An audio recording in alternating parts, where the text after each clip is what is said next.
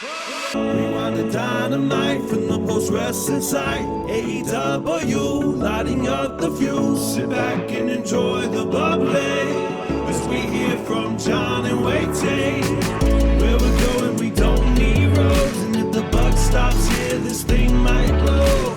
Everything you hear are opinions of the show. And if you don't like it, go to the forums and let them know. Hello, everybody. Welcome to Rewind-A-Dynamite. It is John Pollock here with Wai Ting. How are you, Wai? Doing great. How are you? I'm doing fantastic. Okay, cool. Nice. Why? Because it's 10 o'clock right now. Enjoy it. It's the only show where we can start at 10 from this point on. That's right. It's going to be, much later on Friday night.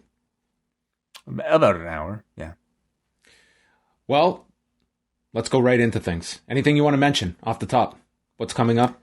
What do you want to do? No, not much. I don't know. Listen to what's up on the website right now. A lot of great stuff that's out there. Did you watch NXT on Tuesday night? I did not. Unfortunately, no time. I caught some highlights, but that's it. I guess the major things on the show were pretty much the announcement of the entire rest of the TakeOver card, with the addition of Adam Cole and Kyle O'Reilly, a 2 out of 3 falls match for TakeOver, where we will get a straight wrestling match, a street fight, and then, if necessary, a steel cage match. On top of that, we got the appearance by one Walter, leading to the finish between Pete Dunne and Ilya Dragunov, which was a fantastic match. Almost so fantastic that it overcame a baffling finish where they beat Ilya Dragunov going into this TakeOver match. This appearance on NXT being his to get some face time for this guy before the TakeOver special. Like, let's get him out. We're back on the USA Network. Bunch of eyes on Ilya Dragunov, and by the end of this, felt like you were building to Walter and Pete Dunne. But it was a tremendous match. Yeah, coming out of this show, it seemed like definitely a controversial decision that they made. It feels more and more like it would be a main roster decision that they would use for whatever reason to keep an underdog, even in his debut. So it's strange. It definitely maybe leads some credence to this overall discussion we've been having about maybe a change in overall philosophy for NXT. I mean, this to me was just like a very odd booking decision. Like, the whole story of Walter is no one can beat this guy. He has had the title for 2.5 years. So the idea is, let's build up this rematch. And Ilya Dragunov came so close that we have to present him as having this ability to conquer this monster. And instead, it's Pete Dunne, who is not at all part of this TakeOver card. So nonetheless, it was a great match. So you at least got a great match before you got the end. It wasn't Jeff Hardy pinning Karrion Kross, at least. Well, I mean, Walter is just getting started. Let's see what happens. That is true. We still have another week. But NXT was back on the USA Network, and they actually did a very good number by their standards. 751,000 viewers, 244,000 in the 18 to 49 demo coming from WrestleNomics. So this would be their best viewership overall since May the 4th, and their best 18 to 49 number in a month. So at least they were back, going to Sci-Fi for 2 weeks. They came back and above what they had been doing prior. So maybe with the playoffs gone and so much buzz on the NXT brand right now, maybe they're in for a popularity surge as we go into the later summer month. I guess. I don't know. I can't really explain it. Could it be the Olympics not being around? Is there maybe a bit more interest in NXT for whatever reason? I have no idea. There seems to be an overall theme of what are they going to do? and if you tuned in, you saw some really crappy skits with Dexter Lumis and Indy Hartwell to really drive home the comedic aspect of the show. Is that legitimately any reason for people to tune into a show? Oh, they've been releasing a ton of the people on this show. They've been booking their champion like shit on the other show. Let's watch. You know, like who is more interested in this show because of? I think it's more so just looking at the overall, whether there is going to be a shift in the overall NXT presentation that people are curious about. But that's not something that is going to reveal itself overnight. I think that's going to be an established. If that is a true change that is going to be made, it's going to be felt over months and not 1 week that you're going to see a noticeable difference. But I think a lot of people are very interested in this conference call next week, because I think that that's going to be almost like this state of NXT call, and Paul Levesque could come out and could be very combative towards a lot of the questions, or he could. It'll be very interesting how he plays that, where and how many of the questions kind of surround the larger picture of NXT versus more small picture stuff for the TakeOver pay-per-view. I'm almost looking forward as much to that call as the TakeOver itself. So next week on NXT, they're doing MSK against Imperium for the tag titles and Kushida against Roderick Strong, as well as a face-to-face between Karrion Kross and Samoa Joe. So we will see what is going to go down there. In Canada, I tuned in at around 8:30, and there was tennis on. There was no NXT on Sportsnet 360. So I discovered that it was streaming, so you could watch it on Sportsnet now, but it wasn't airing on 360 until midnight. And I guess not too many people were aware of this, because from midnight to 2 a.m., they did 13,000 viewers on Sportsnet 360. So that was, I had no idea about this. So if I didn't know, I imagine a very small number did. But I guess 13,000 people, they stayed up till 2 a.m. to get their NXT fix. Did you stay for the tennis? No, I just streamed the show. I was not up on the tennis. I can't tell you what happened. All right. There's some tremendous action that was going down there. Moving on, Ring of Honor. They have taken Death Before Dishonor out of Lakeland, Florida on September the 12th. They are citing COVID concerns in the state, and they are moving it to the 2300 Arena in Philadelphia. What's interesting about that move is that they are already running back-to-back nights at the same arena, August 20th and 21st, and then they'll be coming back 3 weeks later with a pay-per-view in the same building. But I think ROH, they typically, I think over the last year, they get the benefit of the doubt when it comes to moves like this, and doing what seems to be a very reasonable move, leaving Florida and doing it in Philadelphia, which is probably a closer show for them to run anyway. But nonetheless, they are in that market with 3 sizable shows in 3 weeks. Yeah, I mean, definitely to be commended to, continue to be, I think, arguably the most cautious of all the wrestling promotions that are out there. And unfortunately, we are already starting to see, these sort of cutbacks or these sort of backwards moving steps because of concerning numbers that are out there. So let's hope the trend doesn't continue too far. Yeah, I mean, this is kind of the first major company to move a show during what looks to be this latest wave of numbers, and Florida, it's huge there. And whether this is going to be a trend that continues to other promotions that are forced to move, it's certainly something to watch. This coming weekend, we have TripleMania coming up on Saturday, and then New Japan Resurgence. Are you going to be seeking out either of these shows, Way? I'm definitely interested in some of the matches on the Resurgence show. I'm just interested to see, what a New Japan US presentation is going to look like. And if any standout matches people will come out of the AAA show talking about, I'll definitely take a look. Yeah, so Kenny Omega is now doing a match with Christian on Friday on Rampage, and then the next day we'll be in Mexico City to do this match with Andrade for the AAA Mega Championship, which is going to be a very big match. The TripleMania show, it also has the mask versus hair match with Psycho Clown against Rey Escorpion, Fabi Apache versus Deonna Purrazzo, and a match that looks spectacular on paper with Phoenix and Pentagon against Il Del Vikingo and Laredo Kid and Black Taurus and a teammate to be named. So it looks like a intriguing card that I think many people are going to struggle to find on Saturday, because it actually cannot stream. AAA cannot stream this outside of Mexico.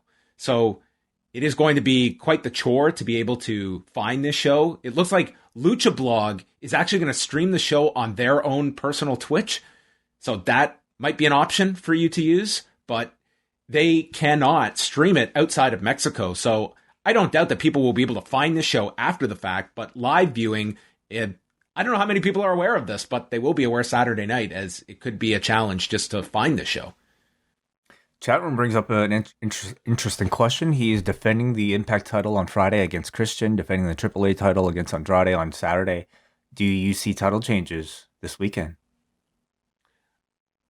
I do not. No. Interesting. I mean, possible, but I would see more so of a chance of that happening on the Friday rather than the Saturday. All right. But possible in both cases.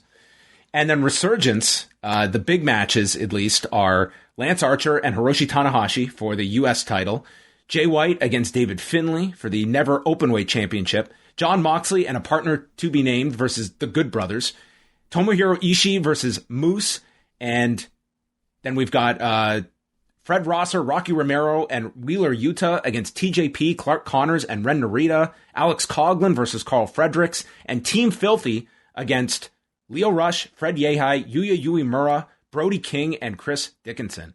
I'm very excited for this card. I think it looks awesome on paper. Yeah, it should be a really fun show. It's got like 2,000 tickets out. Yeah, it feels incredibly fresh, with a new, which is rare to say these days for a show with a New Japan logo and name attached to it. A really kind of diverse roster, combining elements from various different promotions. And, it makes you wonder if there will be any surprises that we might see. And then CM Punk was on Sunday night's main event with Jason Agnew. And it turns out that the first dance is going to be this media tour that CM Punk is on, because he had to dance around questions and was asked directly, are you going to be at the United Center on August 20th? And he said he might have a screening for episode 3 of Heels that night, but that is not confirmed. So he's definitely having fun with all of this, but it's pretty much a wink with all of his answers here, that as I'm sure he's going to be doing a slew of interviews in the coming days if he is promoting his character on Heels, which debuts on Sunday, actually.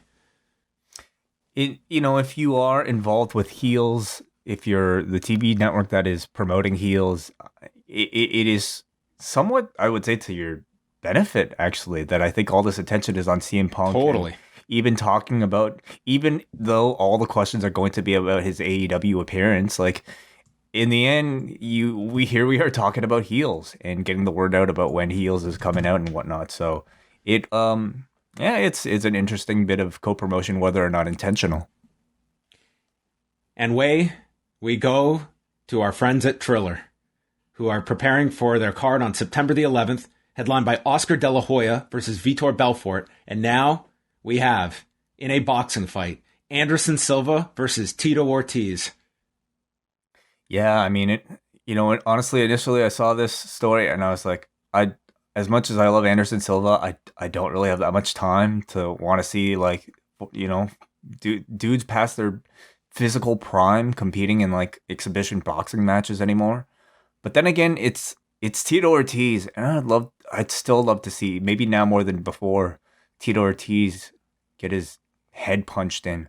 So I've heard great things about Anderson's boxing lately, so maybe a bit of interest for this one. Oh, this should not be a pretty fight for Tito Ortiz. Anderson Silva has 3 pro boxing fights. I mean, he just beat Julio Cesar Chavez Jr., which, I mean, it's not the highest bar, but Tito Ortiz has never boxed professionally. This is not going to be, both are 46, but this is going to be Tito Ortiz extremely out of his element. Who's going to call it? I don't know who's calling commentary. I don't know who's doing commentary for that one. That's a good question. Give me Snoop Dogg and anybody else. And the last note here, just on the MMA side, is that Ronaldo Jacare Souza has announced his retirement after 18 years of fighting professionally. And I just think he's a very notable fighter, because when it comes to world-class grapplers that have transitioned to MMA, he is top tier. We have seen some incredible grapplers that have come over, and it's not a given. You have an unbelievable foundation, but How will you take to striking? How will you take to being punched in the face? Jacare improved his striking greatly to become a very solid striker. In his career, he became a Strikeforce middleweight champion, and at one time, I believe, was the top middleweight in the world. He came over to the UFC and was right on the verge of fighting for the title when he fought Yoel Romero and lost a very close split decision. And that was debated at the time because there was a moment in the fight where Yoel Romero blatantly grabbed the fence. And anyway, it ended in a split decision, and that was the closest Jacare came to getting a championship fight. And then in the years that came, he kind of more so fell into a bit of a gatekeeper role at 185 pounds. He tried one fight at light heavyweight, losing to Jan Blachowicz, and ended up losing his last 4 fights in the UFC. And his last fight was just a brutal loss where he was not only submitted, but his arm was broken as well. So he's 41 years of age, walking away, but he was, a tremendous fighter, and as a grappler, world-class elite level that came over and did MMA for a long time. Like his first pro fight was 2003 for Jungle Fight. Yeah. I mean, a legendary name in both MMA. Well, I don't even know if I could say how much in MMA, but certainly in jiu-jitsu. And, it makes you wonder if he might return. Yeah, he said he apparently is opening up a gym in Florida. He spoke to a Combate and says like it's looking like jiu-jitsu competitions is something he might do. So cool. That keeps your competitive juices flowing without the same level of commitment MMA requires, especially once you're north of 40. So yeah, maybe we will see him in some jiu-jitsu tournaments. Just stay away from Triller. Don't go the celebrity boxing route. Yeah, I'd love to see Triller incorporate jiu-jitsu in its promoting. I just want to hear Snoop Dogg call some jiu-jitsu. That would be something. You should have watched the first season of the Contender series when Snoop Dogg and Uriah Faber were the alternate commentator. You could get the commentary track of those two. Really? Oh, yes. Wow. So you can hear Snoop Dogg and his ground knowledge. All right. I'll check that out. All of your news can be found at postwrestling.com, including a recap of all the major news items coming out of tonight's episode of Dynamite, courtesy of Andrew Thompson. And we get into tonight's show from Pittsburgh at the Peterson Event Center, their first of 2 shows this week from the venue, with Rampage debuting on Friday night at 10 p.m. Eastern Time. For the love of God, to every Canadian listening to this, it is streaming on TSN Direct. Yeah. It is. I have been messaged so many times, about this. TSN Direct, folks. That is where you can go. I mean, unfortunately, they don't advertise that. And it would certainly help you out a lot, John. But I have advertised it. I've tweeted it out. I've said it. Yeah. Well, everybody should be reading John's updates or listening to these shows, of course. But, not everybody does. But, you would think that maybe TSN themselves, unless I missed it. But I didn't really see any mention of it on watching the show today. The only place I've seen it mentioned is the TSN Help Twitter account that people have been getting responses from, where they have mentioned it. But I have not seen any major announcement or anything from TSN. Right. And for people who... So in fairness, it has not been publicized really in any meaningful fashion here in Canada. But there you go. TSN Direct. I don't know if that is the long-term home or not, but that's where it is Friday, and that's where I'm under the impression it's that's the place where they are putting it. We will see what they do next week, obviously. And anybody who gets TSN on TV can have access to TSN Direct? Correct. Is that right? Yes. If you have TSN, you can log in with your carrier information, and it's right there on the streaming schedule. Cool.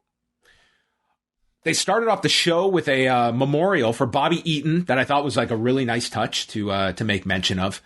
As I think AEW, they very much want to be, we don't just exist in the world of AEW. It's like we have the entire history. We will take that on and make mention of when a significant figure passes, like a Bobby Eaton. So I like that they have really established that over time when a significant figure passes away.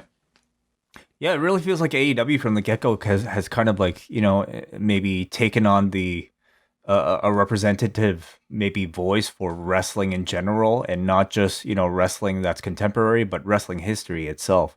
If you remember with like, I mean, it doesn't have much of its own history, of course, but it seems to respect really everything that was out there in the past. So it's cool to see. MJF and Wardlow started the show with a promo, with MJF noting he has 2 wins against Chris Jericho. The labors have been great for TV, and then he starts eating an apple. And you had to watch this guy talk while he was eating. A total heel tactic. Well, I mean, when did you grow this aversion to, hearing people talk and eat at the same time? Tony Schiavone brought it up. He said his mother always told him, don't talk when you're eating. It's drilled into you at a young age. So a great tactic here by MJF. He said he is the fifth labor, but before that, you have the most dangerous big man the sport has ever seen. And asked what happens, Chris, if you go through all of this and you still learn at the end that I'm better than you. And as Wardlow looks into the camera, MJF makes a crack about the time Wardlow lost to Cody in the steel cage match. Get the job done. And then hands him his half-eaten apple. What a piece of shit. They don't touch on this that often. This little kind of, whatever relationship still currently exists between MJF and Wardlow. But I love that they continue to bring it up here. And it keeps it alive in the background at a very slow but very good pace. You know that whenever the time comes, whenever Wardlow turns on MJF, it'll be huge. That was 1.5 years ago that cage match happened. And I'm sure everyone remembers it, too. Mm-hmm. So off the top, they announced that it is official for All Out. Kenny Omega versus Christian Cage will be the AEW Championship match. Yeah, and as such, no Hangman Page at all. No presence from him on this show. No, I think the BTE trigger was designed to take him out. I mean, the same way it did Moxley, that he has to go sell that. And I would think we probably don't see him till after the pay-per-view. There's no reason to see him before if he's not figured into the pay-per-view. Yeah, interesting. Kenny Omega and the Young Bucks against Dante Martin, Matt, and Mike Sydal with Don Callis on commentary. And Dante is attacked from behind by Omega, and the crowd just boos this vociferously. The Sydals get involved with double enziguris, and then they all hit baseball slide drop kicks before hoisting up Dante onto the middle rope and springs onto the others on the floor. Then they get the advantage on Mike Sydal. They're double teaming him. There's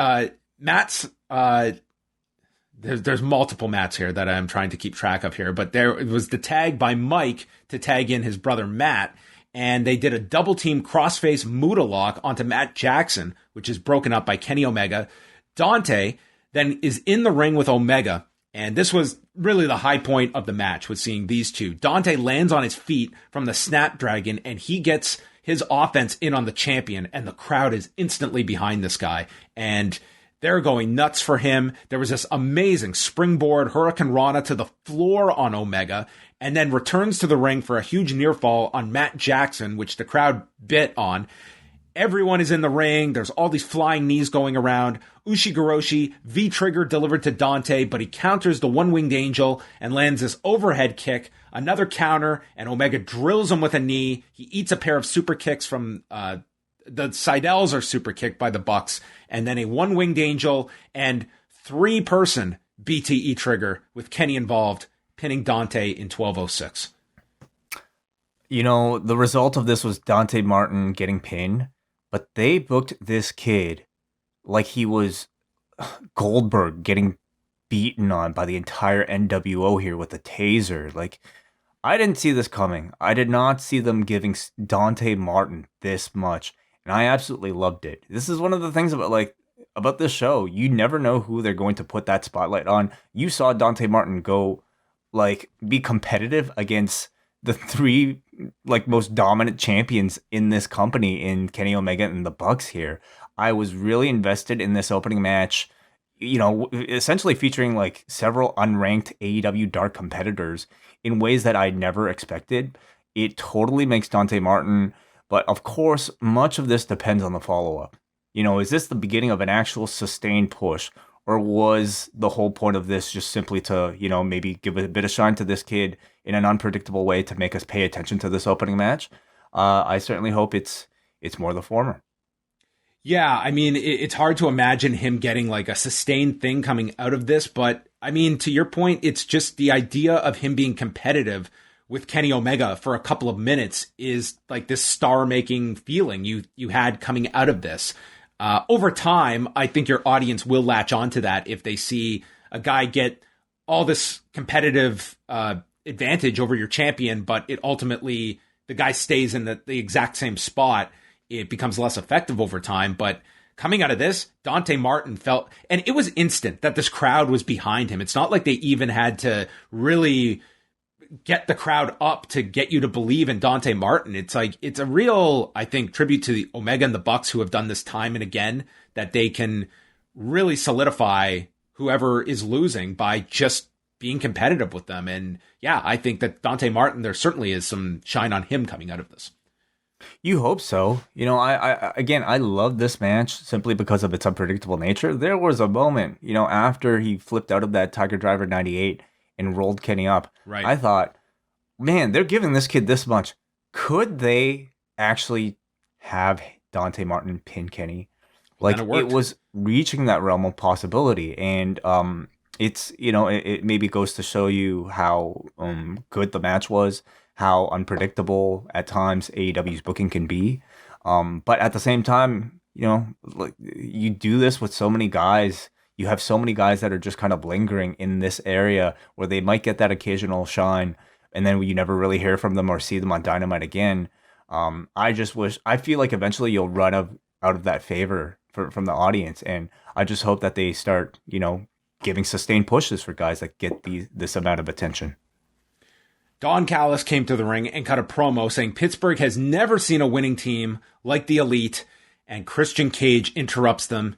Callis calls him the Stamford Stooge and says that we have you outnumbered. So that prompts Luchasaurus and Jungle Boy to come out, and Callis notes the announcement for the pay-per-view that it will be Omega versus Christian Cage.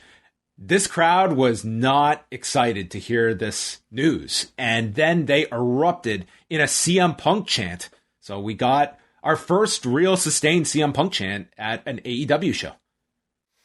Yes. Well, I mean, you heard it, you know, when Darby did the line a few weeks back. But that one, I mean, it was really, I mean, the crowd was just set up for that one. This was more, I would say, of a more organic one that came up. And obviously this is what that crowd was, I guess, hoping for at the pay-per-view. They were chanting, you know, I felt it came off of maybe the mention of All Out in Chicago. I mean, there's no doubt about it, though. You know, a Christian is not a viable contender to any member of the audience who regularly watches AEW. He is put into this position arguably as, like, not even a secondary option or even a third option in terms of what people favor. He is put in here as a replacement in many people's eyes for a spot that Hangman Page should have had. People like Christian, but nobody seems to really love Christian. And it certainly makes you wonder, you know, what the idea is behind the booking. Is it simply because they know that they'll sell the show based on another match and they can put, you know, Tony Khan's favorite wrestler up against Kenny Omega for his own enjoyment? Or is there something else in the works? You know, something more devious in the plans, perhaps? Is this to set up maybe, you know, potential material for a heel Christian character? It's interesting.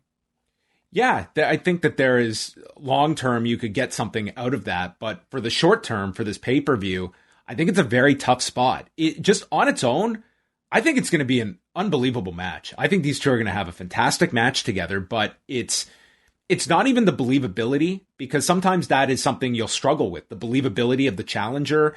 But, you know, in the sense of a great match, like, wait, they hooked you on Dante Martin pinning Omega tonight, just as an instance. But for this one, they did, but they would not sell me if they advertised Dante Martin versus Kenny Omega for a pay-per-view. You know, it's very different when you're talking about a pay-per-view versus a TV main event. This feels like it's a TV main event.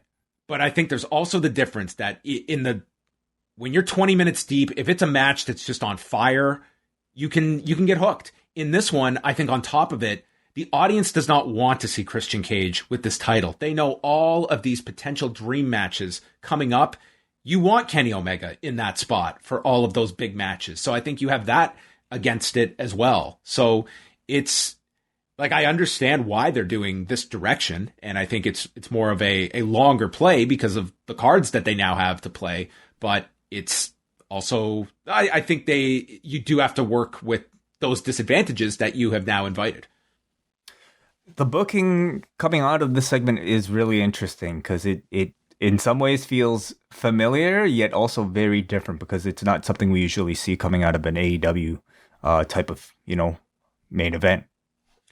Callis says that Christian has one of the best finishing moves and Kenny can't wait to kick out of it. There was a brief yes chant and then laughs about the notion of Kenny fighting Christian Cage in Pittsburgh. And Christian cuts him off. Are you done yet, you carny piece of shit?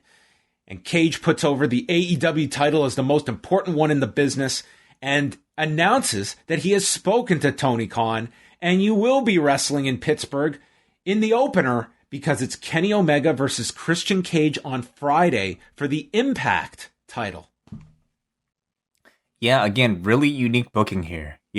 First of all, seeing like this sort of like long talking segment and the second segment in itself feels somewhat different for Dynamite, and it makes me wonder with the integration of Rampage now, whether or not we'll see a difference in pacing in Dynamite, and whether or not we'll start to see maybe more production elements. What sort of differences are going to basically affect Dynamite with Rampage's addition into the schedule? But beyond that, booking your pay-per-view title match on a TV show ahead of the pay-per-view, that is something we see all the time in WWE these days with your limitless number of contenders matches.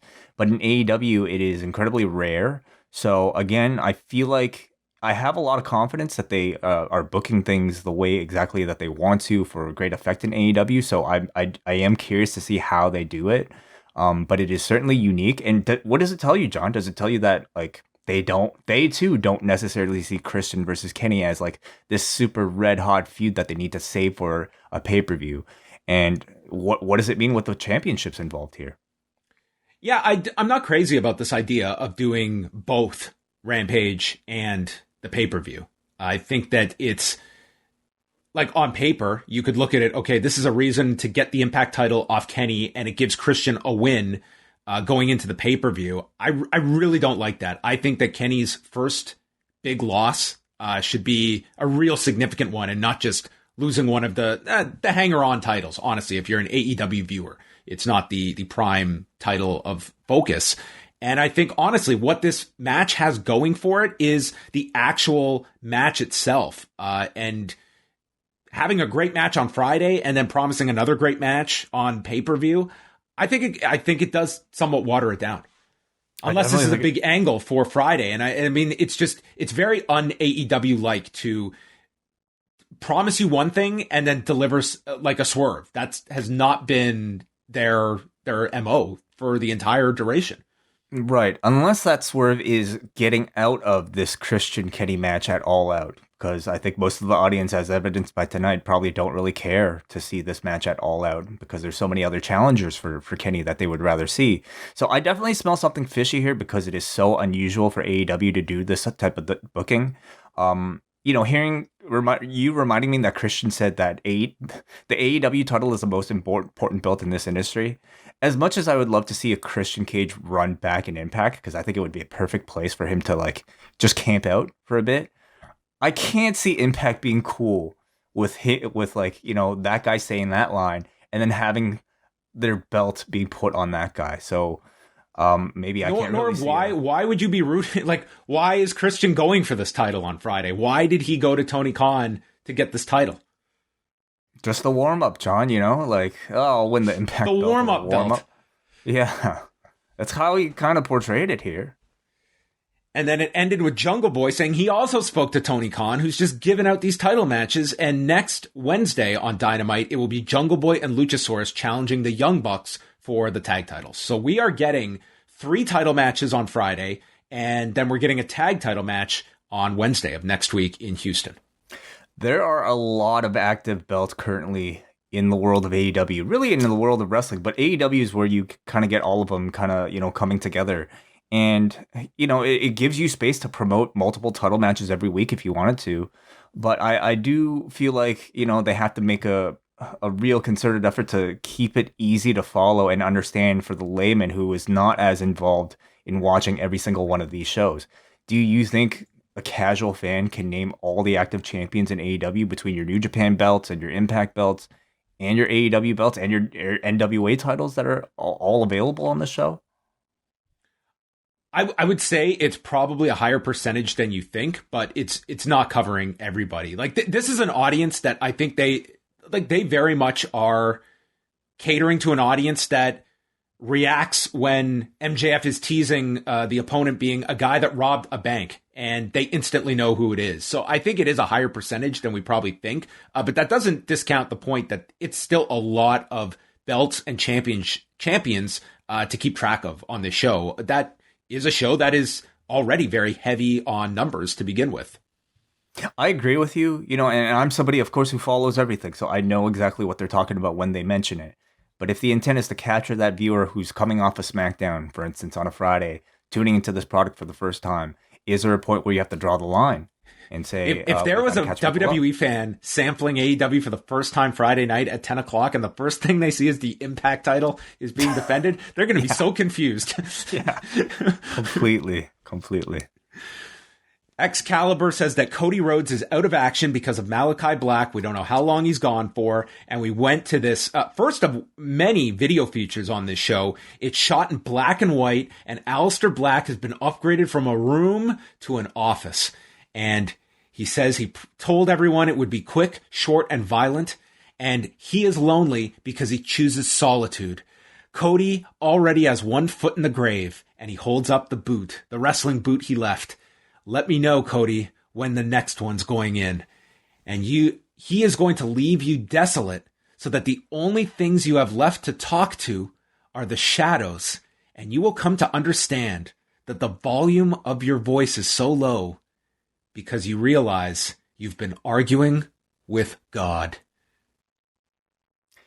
So it's been a while, John, since we've had Aleister Black recap from you. Dude, this was awesome. This was fantastic. I totally agree, John. Like, one of the great things I think we've seen in AEW so far is like everybody who is sort of like an Aleister Black type of character, anybody who is able to take advantage of, like a creative sort of video production work, being able to bring their own ideas into the show, and in many cases, getting their own videographers and editors and directors to create their own stuff. You see it with Darby Allin, you see it with Pac, people who are creating and putting their own spin on how they want to present their own characters on TV. Buddy Murphy now is doing that. Like that's become the game. Is like that is a huge element now of your presentation online.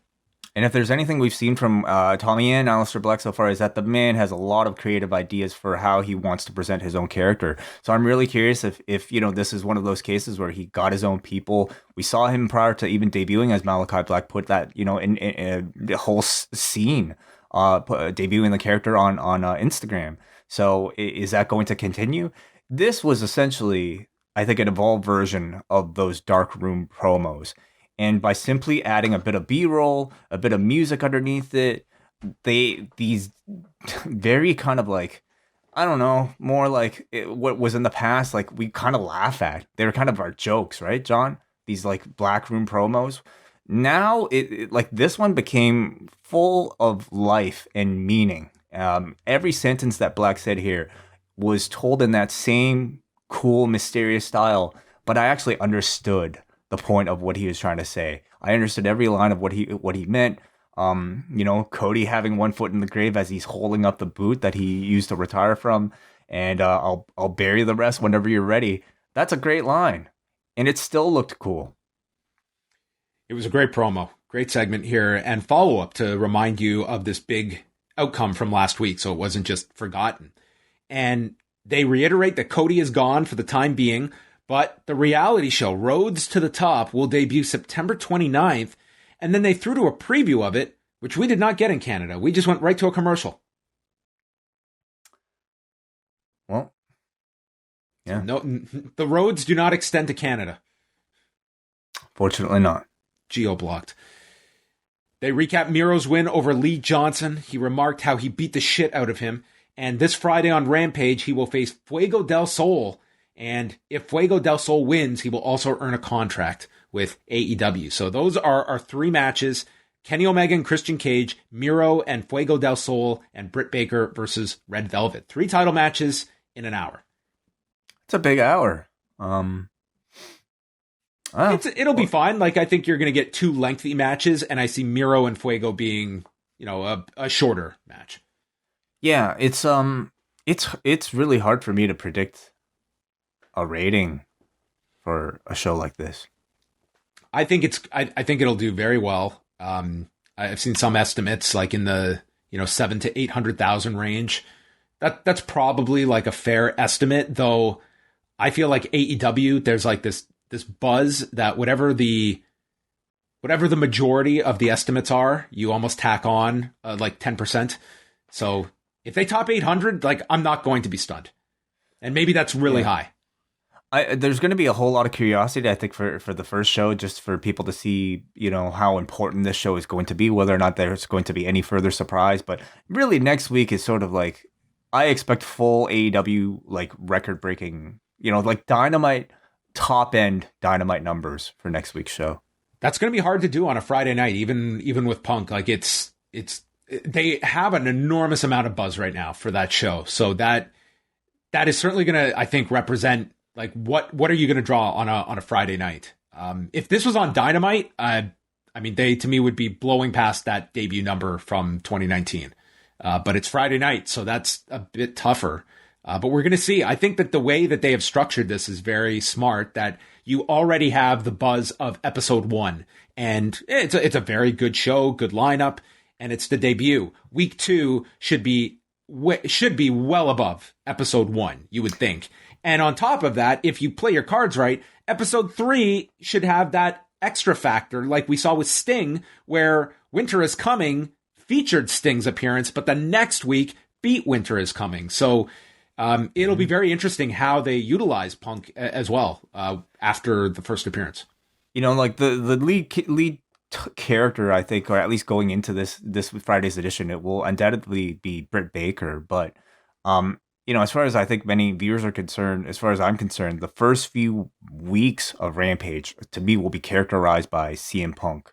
The conversation will be dominated by CM Punk, with this show being sort of the conditioning period for next week's CM Punk, presumably CM Punk's debut. How hard do you think they hit on the hints this coming Friday?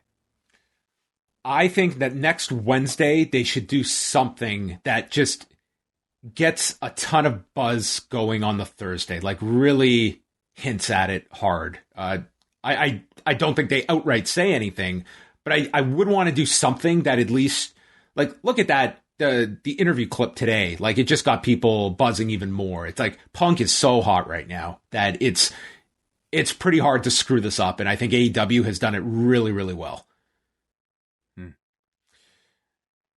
Daniel Garcia versus Darby Allin. Garcia came out with 2.0. They did an inset promo with 2.0 telling Sting he better watch his ass, and Garcia stating he would have beaten Darby last week if not for Moxley and Kingston. It's a big Darby chant.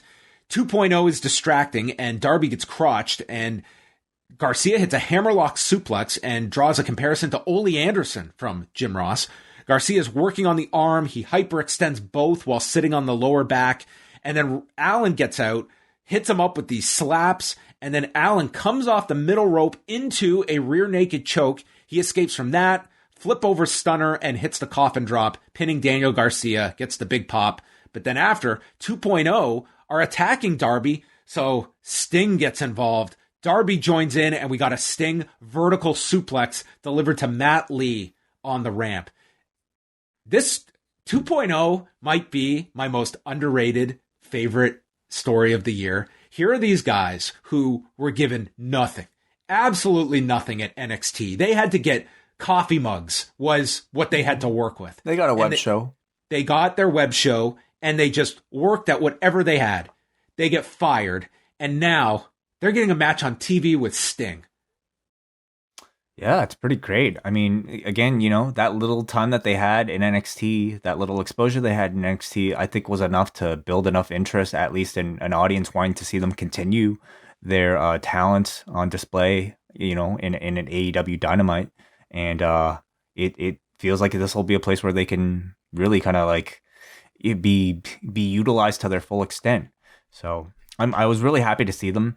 But for me, the person who stole this match was Daniel Garcia. Just like He's the great. six man, the win here was for Darby Allin. He's the featured character, moving on to further storylines. But man, I thought this was a great showcase for Garcia. On what was likely, probably the biggest stage of his career. He took like 90% of this match. He is a good-looking kid with a very refined, aggressive, technical style, which to me, like, immediately sets him apart from your core young, typical AEW cruiserweight high-flying wrestler already. And on top of that, he's got a tremendous heel presence in ring. His promo sounded really good at the start of this match here. His stuff in between the moves, like, really reminds me of, I think, a Randy Orton at, Orton's more matured stages. And this kid is only, what, 22? Yep. Like, that's ridiculous. So, to me, like, he immediately, feels like if he sticks around, could be a major player for the company. Yeah, I mean, just even the facial expressions, like for 22, I mean, he's got like this persona down, like for the in-ring stuff that really emphasizes the style that he works as well. No, he is great, and I think he is going to represent kind of like the new environment that if you're a top independent star, it's not going to be 7-8 years before you get on national TV. It's like these are the guys you're going to be going for. It's like I would be stunned if AEW does not lock this guy up. Mm-hmm. Yes. Death Triangle reunited with Pac. They all want Andrade, but Pac tells them, you two need to worry about the tag titles because you are the best. I will take care of Andrade. And he wants to know why he's so obsessed with Death Triangle. And he challenges Andrade to have a go if you're hard enough. Yes. Mm-hmm. So they're both going to have a go at All Out. Okay. Have a go? Yes. All right. Well, maybe that's going to signal the return of a go-go. Yeah. 2 goes. Yeah, sure. I think Pac sounds great. His in-ring chemistry with the Lucha Brothers is tremendous, but I didn't really like this backstage promo. This was a normal conversation, Way. A guy you haven't seen. He's there in his tights, his trunks, just standing there. I really just kind of found the flow of I mean, it was not a conversation, but even like as a promo, it felt a little bit awkward to me. So I don't know. They haven't really, it's hard for me to buy that these guys are a tight-knit group, Orange Cassidy, Chuck Taylor, and Wheeler Yuta versus Matt Hardy and Private Party. Matt was doing the delete chant, and Orange Cassidy forced Matt's hand into his pocket and then got a roll-up from that. Orange Cassidy does his version of a splash, and then the weak kicks to Mark Quinn. Silly string was hit to Wheeler Yuta. A lot of focus here was on Wheeler Yuta, that he's trying to get his first win in AEW, and he keeps coming up short. Cassidy got pulled to the floor by the bunny, so Chris Statlander got involved, and then Nyla Rose ran out to knock over Statlander as a precursor to their match tonight. Jack Evans then got involved. Chuck Taylor gets the tag. He hits a Tope Con Hero onto Angelico and the Blade. I have just gone through all these sequences, and I don't think I've named the same person twice, because that's how many people were involved in this. There was like 100.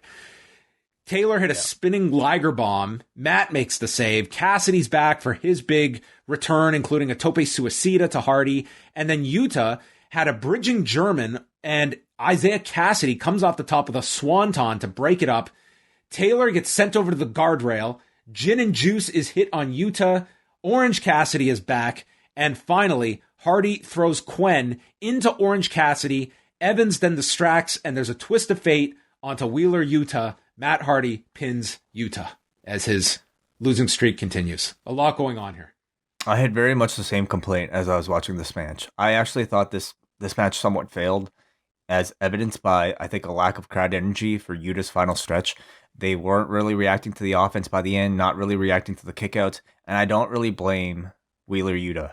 I blame the overbooking of this match. I blame how poorly established and how overcrowded this Hardy family office is. They are a terrible faction. If you're watching Dynamite, again, I preface, I don't watch Dark, I don't watch Elevation. They could be doing a great deal of building of this, the dynamics between the characters in this Hardy family office with tremendous backstory. I don't know. I watch Dynamite exclusively, and therefore their identity to me is zero beyond or paid by Matt Hardy. There are too many unestablished guys that people just don't care about getting involved in a match like this. Too many people to focus on with no uniting narrative. So I felt this was a bit of a fumble, and I think this faction should either be cut down or cleaned up a little bit, or be given more TV time to establish everybody's individual stories. I actually think like that's sort of becoming the defining trait of this heel unit is the numbers game is what they have. Like that is, they just outnumber everyone. But in the process of presenting that, I think like you're just trying to get a lot across here. Like this crowd, they wanted to see Orange Cassidy and they got into all of his involvement here. But I think like there was a focus on, like you were trying to tell the story with Wheeler Yuta. You also had Chuck Taylor get like his hot tag and his offense in. And then you're also trying to bridge Nyla Rose into this to set up the Chris Statlander match. That's it. That seemed totally unnecessary to me. Like it was, okay, Statlander overcomes this attack and wins a 3-minute match. I don't know. Was that much of an obstacle for her that we needed this extra run in when we were already doing so much here? So yeah, there was. Or you could have saved the attack for the end of the match and lead right into the next match, rather than the body of the match itself. It was the next match. You could have maybe bled more seamlessly into the next match from that, but a lot coming here. I really do like Wheeler Yuta. I'm glad that they have, honed in on this guy. I think he has a ton of talent, and I think what do you see them building up here for the Hardy family office? Because they are giving them wins as we're going week by week. They are? Like, what sort of momentum are they building? I can't even really tell you. Who's the focus here? Well, it looks like Hardy and something or other. It seems like they're ultimately building to some blow-off here with the Best Friends faction. So I guess Orange and Hardy, is that it? Maybe. It's Wheeler Yuta that has been getting, like, I think the bulk of the story, or at least appearances on Dynamite, it feels lately. But I don't know, beyond that, I can't really tell you much about it. They're just people on the screen to me. Dasha interviewed Andrade and Chavo, who called Pac ungrateful for all that they had provided him, including limo service. And Chavo suggests that Andrade teach Pac who is boss at All Out. Who's the boss? Who's the boss? Yeah. Mm-hmm. So I think that match is probably the best for Andrade. Like, here is his ability to go out there and just have a kick-ass match with Pac, which he needs. I think he really needs this. Yeah, well, he hasn't had many matches, period, it feels, on Dynamite. So, and he already feels like he's in, like he doesn't have the newness factor, which is very hard to maintain in this company because there's always, the entrance is always open and there's always new people coming to the party. So it's very hard to maintain that. Even Malachi Black before last week. I mean, you got to make your impact quick, or else you're just trying to tread water with everyone because there's a lot of new acts showing up and attention that only goes around so often. So I think with Andrade and Pac, I mean, that's a great opponent to have on a pay-per-view setting that hopefully they get 12, 13 minutes and it could be a phenomenal match. It better be, because I can't see anybody not having a good match against Pac. Like he's just almost a sure thing. So given enough time on a TV on a pay-per-view, let's hope that Andrade is able to really kind of redefine maybe the last appearance that he had. The next feature was on Santana and Ortiz, who guarantee a different outcome if they have a rematch with FTR. This was our excuse to once again show Cash Wheeler's the skin of his forearm being ripped off, and Santana and Ortiz stating they're coming for blood as they issue the challenge. So it looks like we will revisit that when Cash Wheeler returns. They're building a lot, but I don't see all of this just culminating with this pay-per-view cycle. You have a lot of big shows, and this match, they did the first match in North Carolina, correct? The second one, Not sure. Well, it should be at Arthur Ashe Stadium in Queens. Oh, that should be call. the rematch, I think. Like, don't do this at the pay-per-view. The pay-per-view looks loaded already. So, let Cash Wheeler rehab, and then he comes back, and that should be one of the featured matches.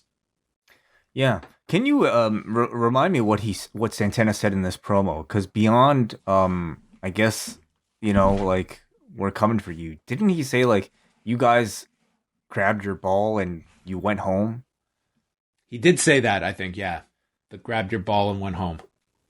So what exactly does that mean in the context of sport here? When I watched the promo, I almost got the sense that he was almost calling FTR kind of wusses for leaving, I suppose. That was kind of the implication. Like, we're having a war and we don't let injuries get in the way of a street fight. So leaving this week, not being an active competition. Is that what they're saying? Or and he's gone home to nurse his injury. Yeah. Okay. All right. That's how I took it. Okay. Nyla Rose and Chris Statlander. Orange Cassidy was back out for this, and Vicky just screamed in his ear. Screamed. Yeah, that's her thing. Screaming. That would be... I would rather take, something physical than getting screamed in my ear. That would just be... I wouldn't like that. Yeah, I wouldn't like it either. No. Hit me with a chair. I'll take a chair shot. Really? Over that, yeah. Have you taken many chair shots? I have not, no.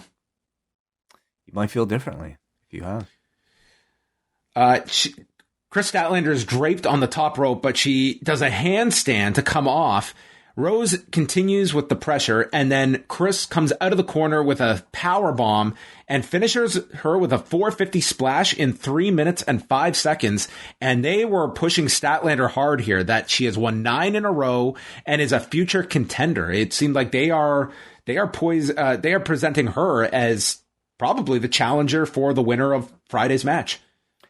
Nyla is a big win for anybody in the division, so I think this firmly puts Statlander into focus as your next challenger. Yeah.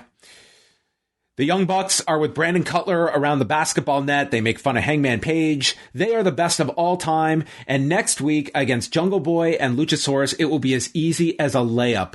But then, as Nick goes for the layup, boom, Luchasaurus blocks the shot, and Jungle Boy takes the ball and hits and dunks the ball, as they call foul.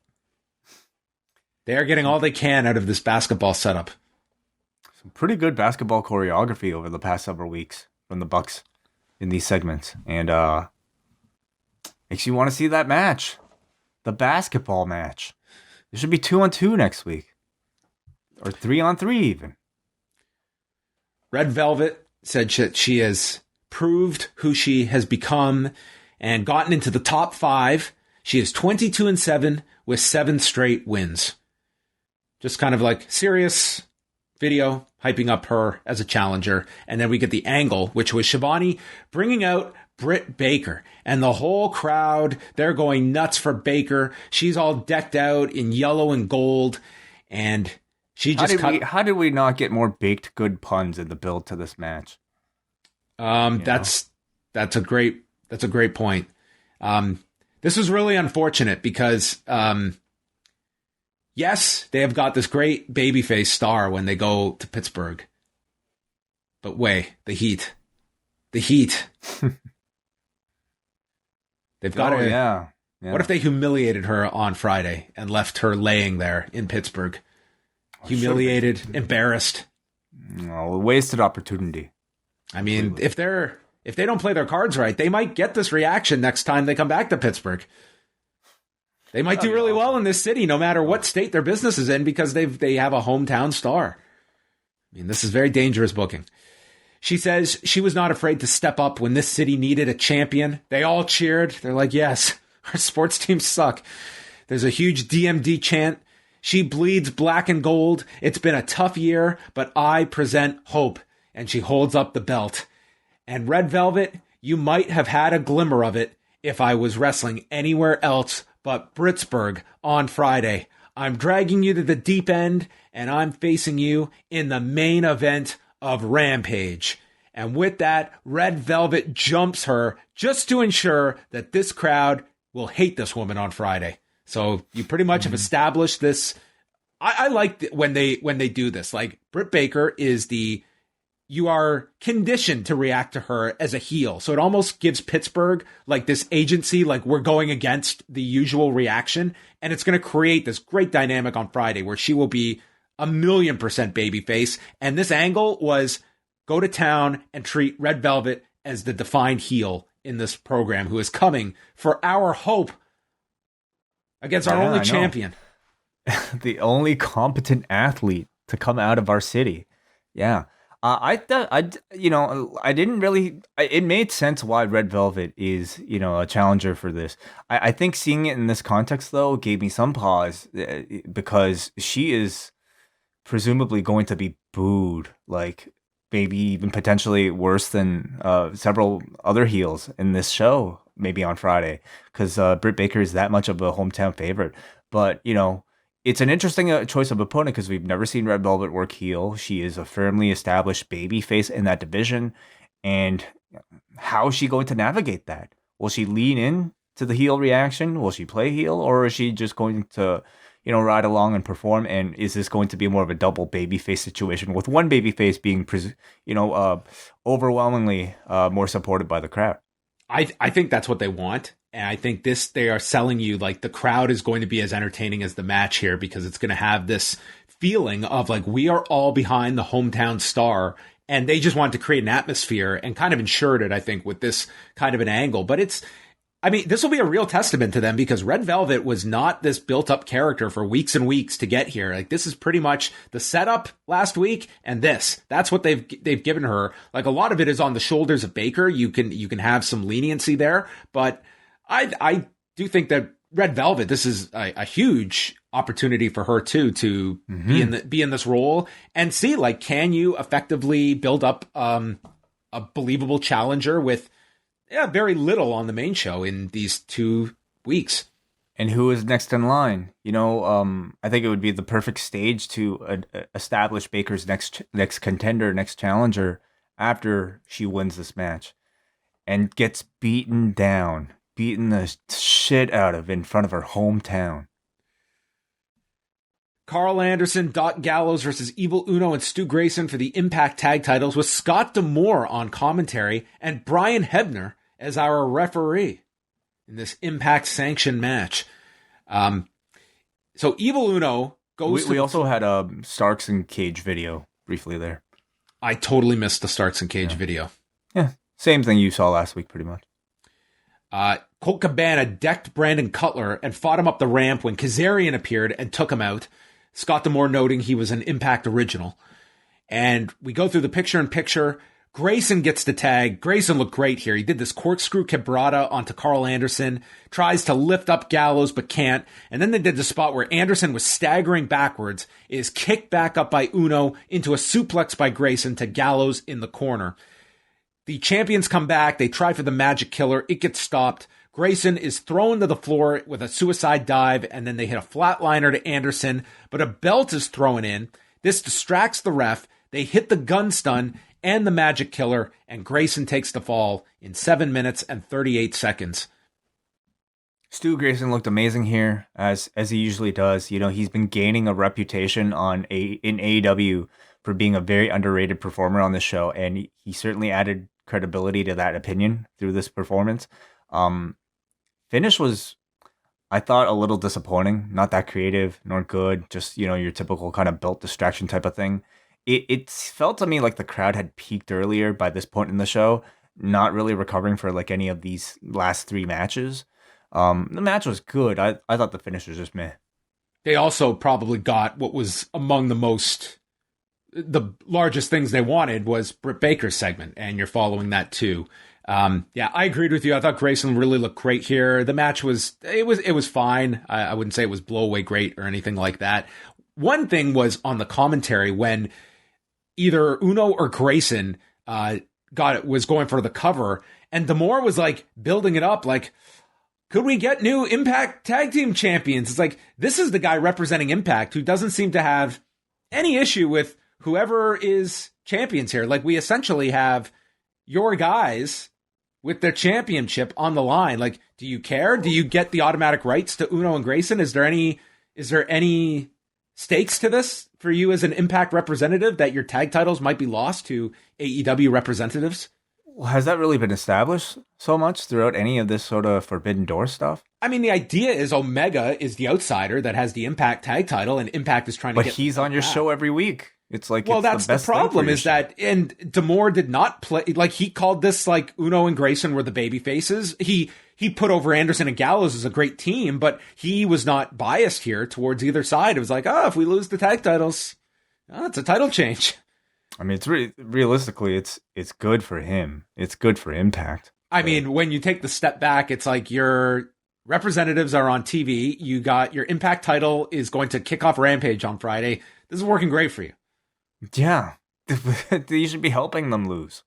It's not doing much for Impact's numbers right now on Thursdays, but they are being seen on the other programming for AEW. At least, I mean, it's making it a bit more relevant than usual.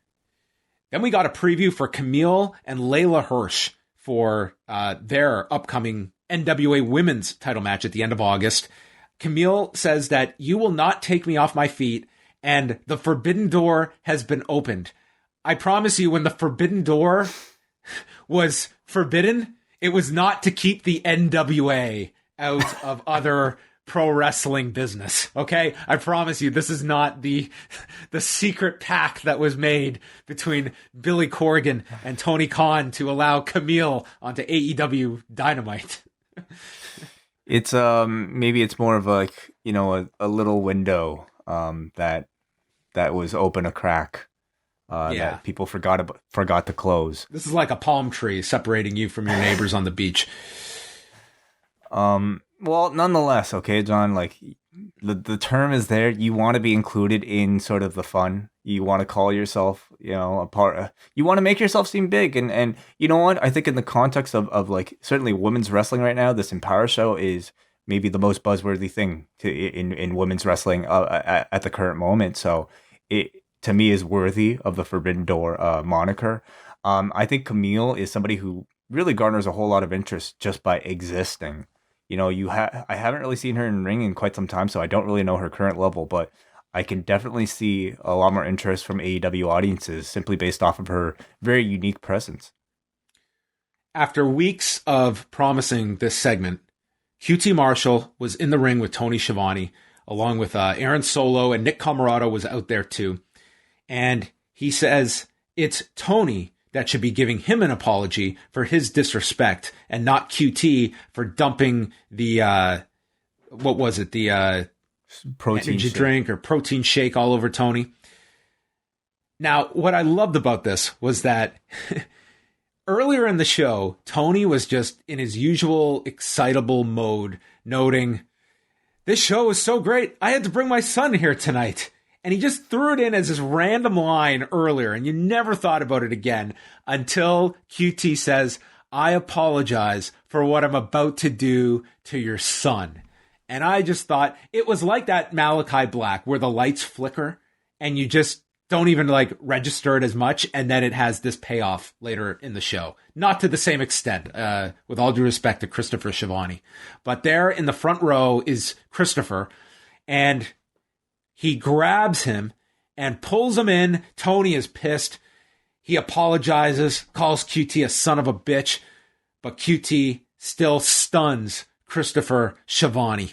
And then this music plays. Wait, I had no idea who was coming out. I did not recognize this music. The font comes up, no more BS. I was like, who in God's name is this? I had no idea who this was. Out comes Paul Wight. It's like, okay, no one knew who this was coming out.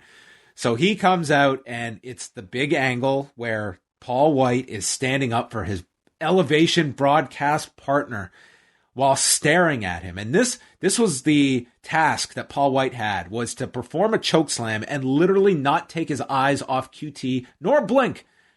He was able to do this, and by the end of this, you are left with the tease of Paul Wight having his first AEW match with QT Marshall.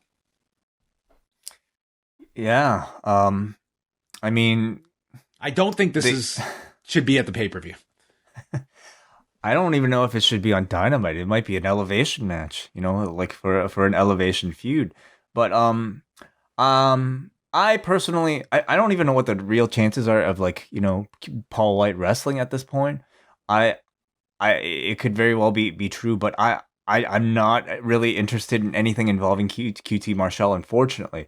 But if this is to lead to something involving Nick Comoroto and Paul Wight, or Paul Wight, Anthony Ogogo, in a battle of the knockout punches type of storyline, that could be really interesting. This factory is, they essentially lost to Cody pretty badly, and they are in great need of rehabbing.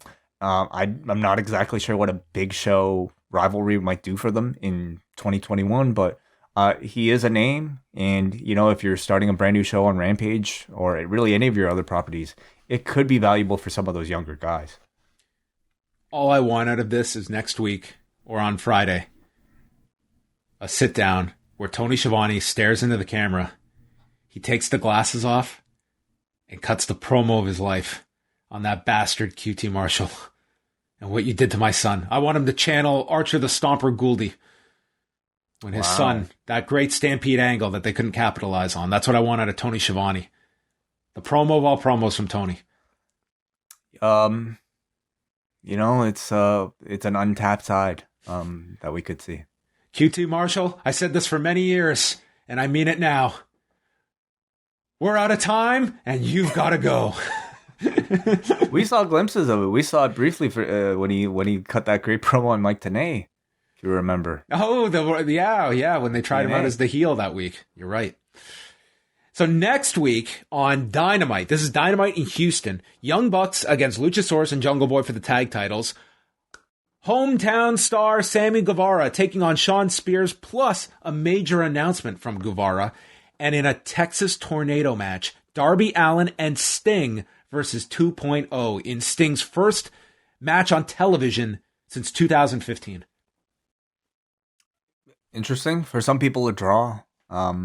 I think Sting will mean something on free television. Totally. Yeah, and we're going to get, we'll get to that after. There's some big matches next week. I would say all four have something of note for next week.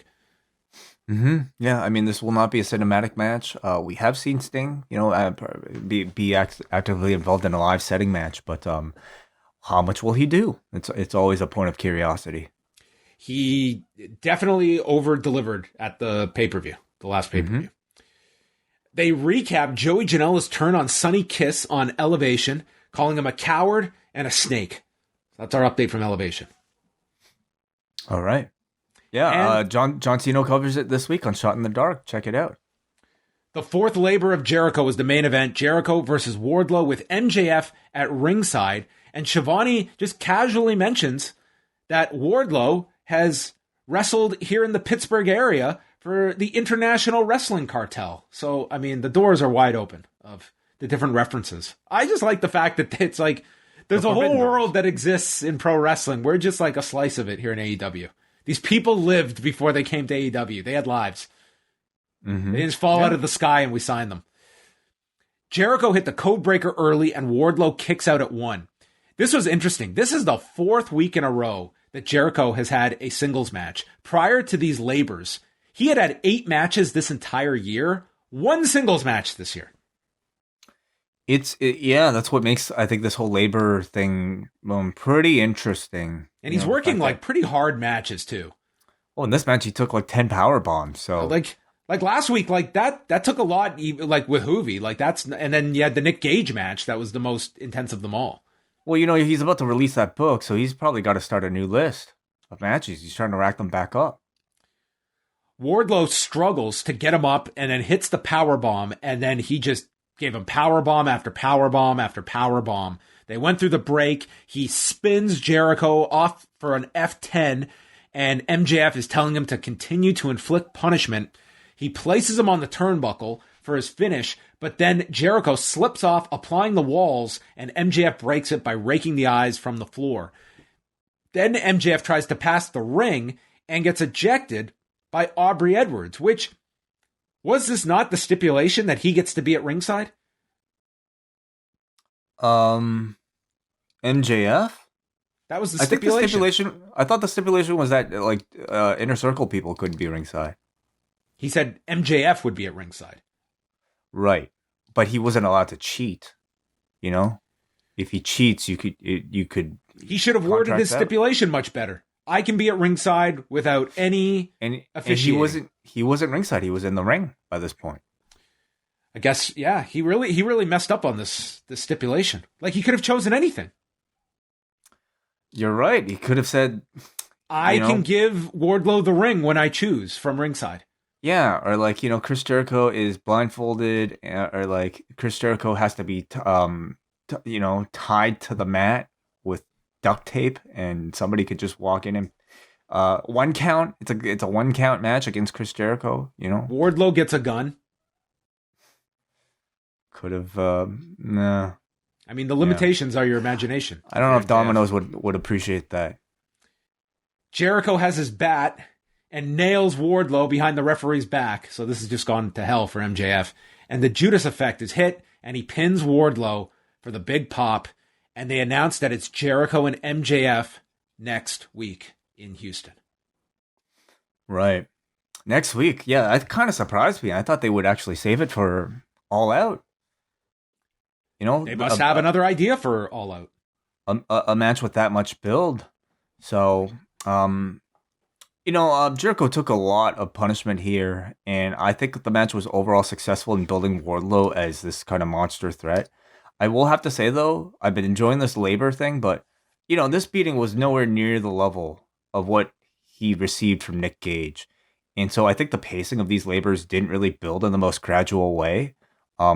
And I don't know if that's because they didn't anticipate perhaps maybe some of the traction that a Nick Gage death match would have received. But I do feel like because we've seen Jericho take worse prior in this story, it kind of took away some of the danger of an otherwise like really dangerous character like a Wardlow here.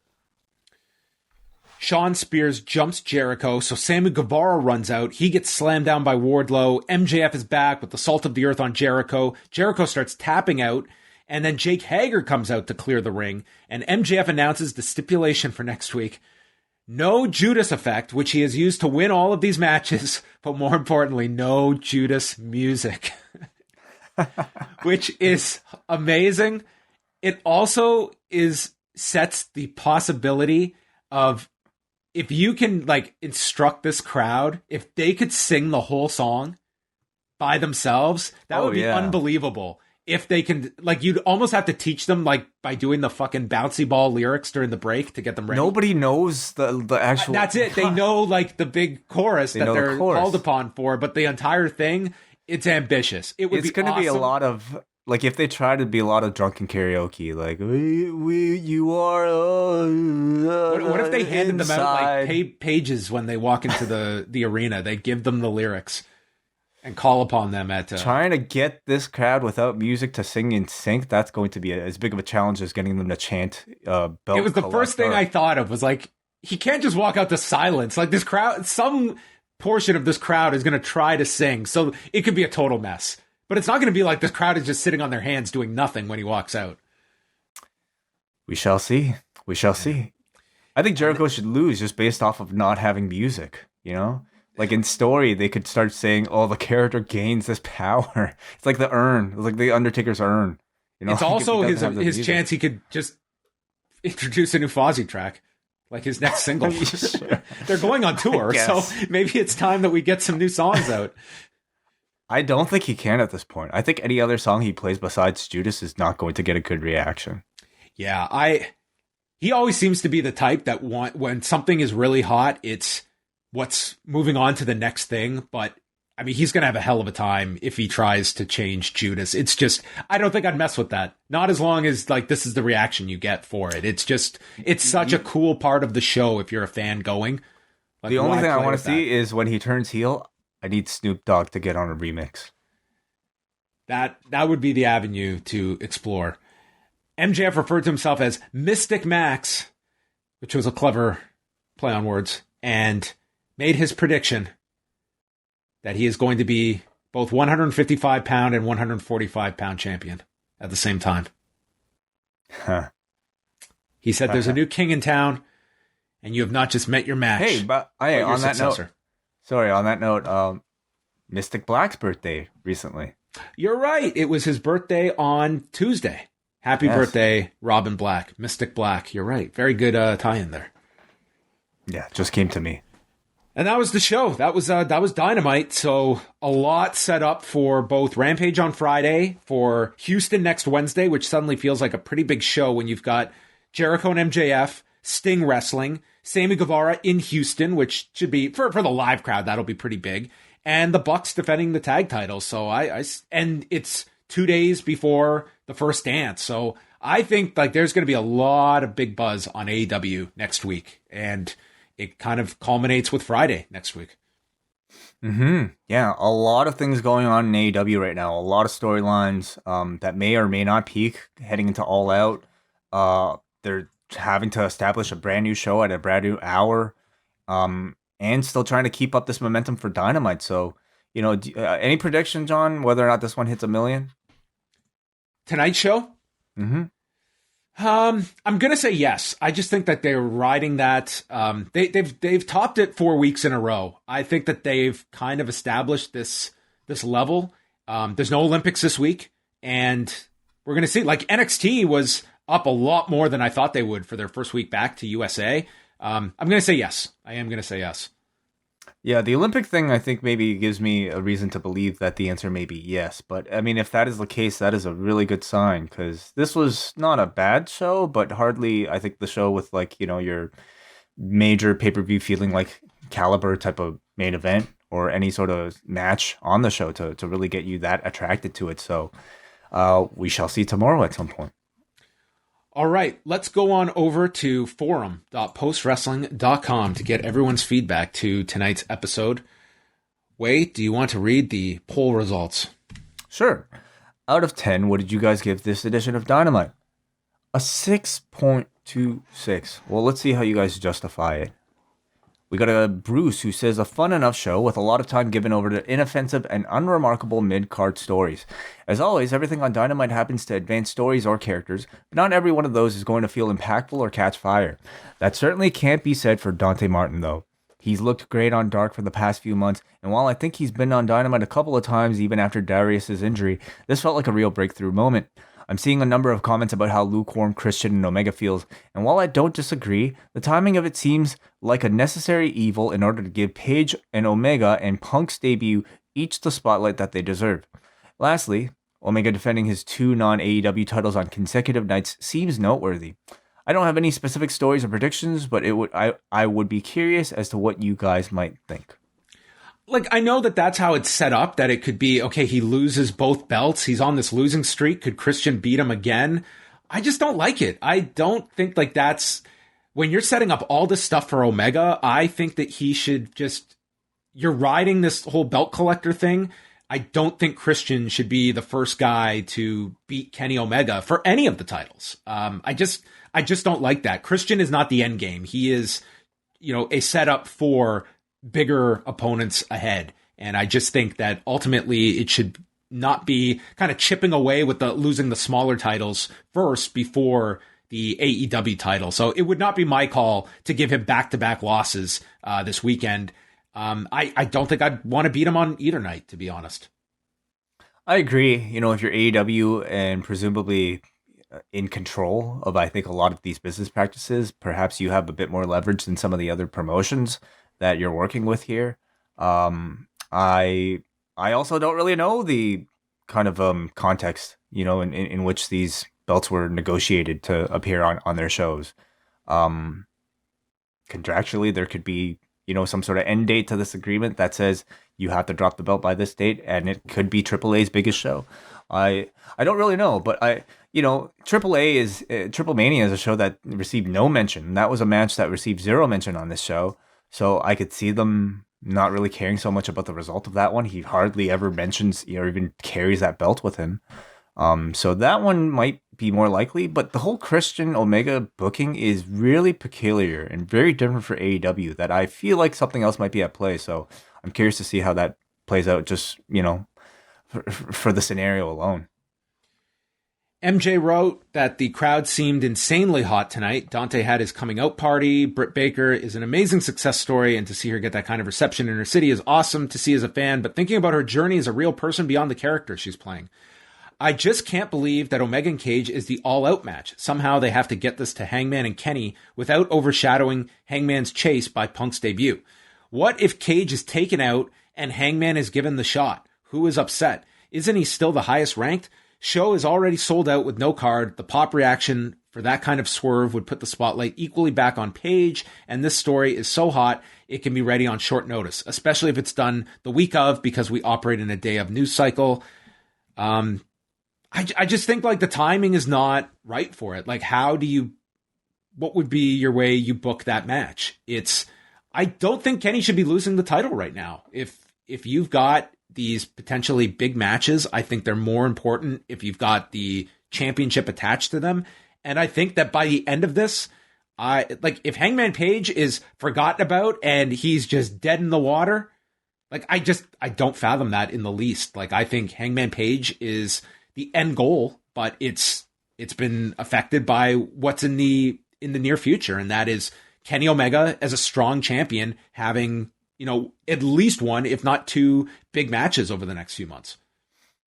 Mm-hmm. Yeah, it'll be interesting to see how they play it out. I mean, getting the belts onto Kenny, I think, was a big news event, but I think it'll be just as interesting to see how they get those belts off of him, because it means Kenny will have to lose a lot of matches in succession over a period of time.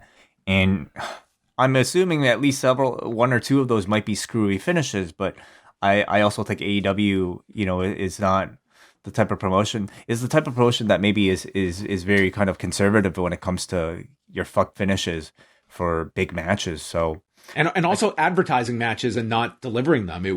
It's one reason why I think if they announce tonight that All Out is Omega and Christian, that you're geared to expect that for this would be an September exception 5th. though, especially like if they replace this match with Page versus Omega, I don't think anybody would complain. It would be a unique booking tactic and one that would certainly be a little bit risky to dangle one. But you can argue that they dangled the carrot to begin with as being Page versus Omega, and this is sort of like a weird bit of little decoy. It's a different story for AEW, and again, I'm curious to see how they play it out. We got Aaron who says, this was the first full episode of Dynamite I've seen in a while. Lately, I've just been tuning in for the main events, but I decided to give this one a full go. As it stands, I'm still not a fan of the Elite or Darby Allin, two of the reasons I stopped watching AEW a while ago. While Jericho vs. Wardlow didn't feel as big as previous labors, I was actually interested in how they'd work around Wardlow being pinned. In the end, I'm glad Jericho was able to win via classic referee distraction.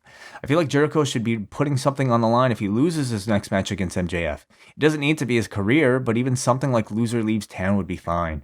I feel like the stakes need to be higher, or else these past 4 matches lose their importance. What could he put up? Maybe the song. I will never... The publishing rights to it. Ooh, every time the song gets played, MJF makes money? Yeah. Like any Fozzy concert. Oh my God. Wow. Every single time. Every time it comes out. That's really interesting story. Wow. All right. Next up here is Dan, who writes his highlights were Dante Martin being received like the second coming of Jesus Christ and Sidney Crosby. I don't know if it was quite at that level. Christian Cage matadoring a CM Punk chanting crowd into paying attention. Dark Order looking like $1 million, and Kenny Omega's continued pursuit of anti-cool. A few lowlights. The terrible towel always feels low rent. I recognize I'm complaining about towel use on a show featuring a basketball-playing dinosaur man, but it looks shitty at any sporting event. All right. I don't even know, like, so what is that? Is that like a brand of towel that's like used at sporting events? Yeah, for like the Steelers games. I mean, it's a Pittsburgh. So it's a Pittsburgh thing. Like a yellow towel is called the terrible towel? Yeah. Oh, why? I don't know the origin. All right. Just the name of the towel. And now I'll get many answers to that question. No, okay. Wasn't MJF supposed to be the guest referee tonight? No, that was they did clarify that last week. He was to be ringside. All right, so there we go.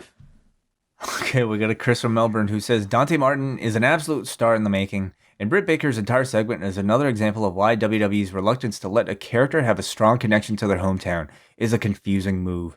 Britt's upcoming main event match is going to be huge, even with Red Velvet being a relatively low-stakes threat. Paul Wight's theme sounds like it was fun to record, almost as a parody of his WWE theme. Lastly, Camille's speech should have been wiped from the NWA promo package, as I think it undid a lot of the hype from her face-off last week. In Australia, Rampage will be live on Saturday at midday, and I'm very excited for this new Saturday tradition to kick off. That's a great time slot for wrestling. Gives me love Saturday at noon. All right, and we finish off with Kate. As a fan of flippy shit, that opening match was a treat for me. I thought Dante Martin looked like a superstar despite taking the pin. I find he sells really well on top of the incredible offense. Not sure when his brother's due back, but if it's soon, I can see them getting a program with the Bucks. I'm assuming that Omega and Christian is your all-out match because something bigger will be on the card.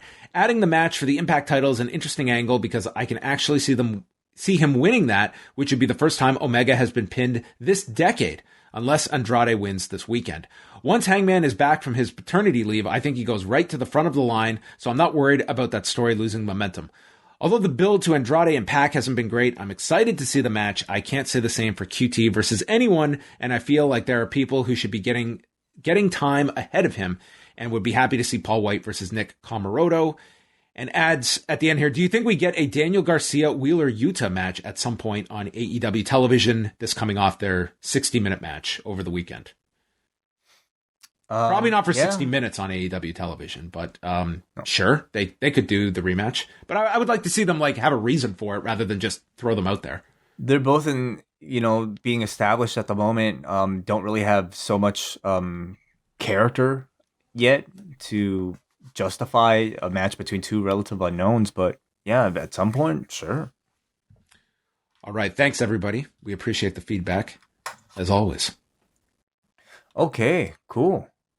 Wait, great. What if AEW was able to be a new animated series on Disney Plus, and they could just come up with all these storylines that they don't have to stay loyal to beyond the body of that one episode? Well, I would certainly be interested to see, what if Orange Cassidy joined DX?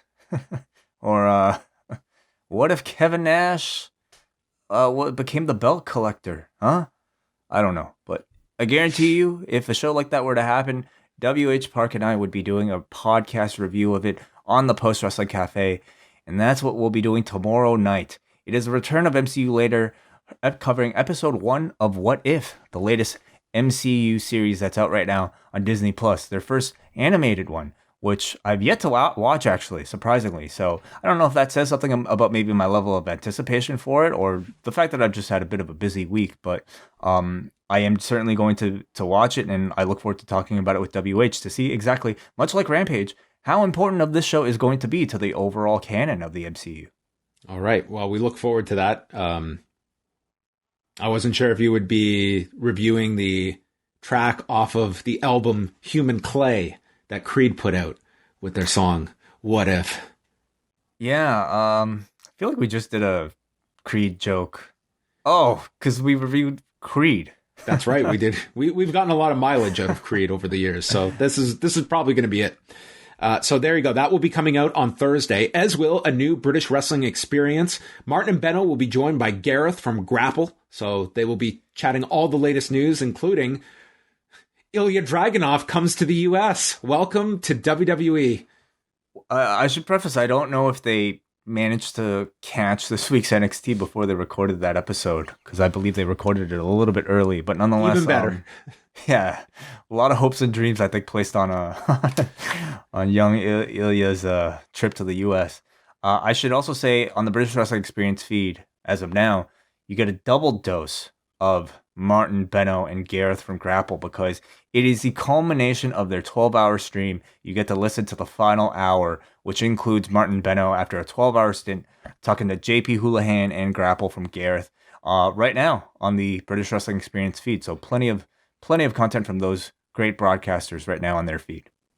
All right, so that's all coming out. Friday night, we are live at 11:15 p.m. Eastern. After SmackDown, after Rampage, all patrons will have live access to the show as Wai and I go through Rampage, Episode 1, and whatever happens on SmackDown as we enter our 3-hour evenings on Friday night. Looking forward to it, John. It's going to be fun, at least for the first few weeks, and maybe beyond. I'm excited for these shows. Well, we will go in with that intention. And then this weekend... Don't you have another show coming out tomorrow? Or Friday? Friday.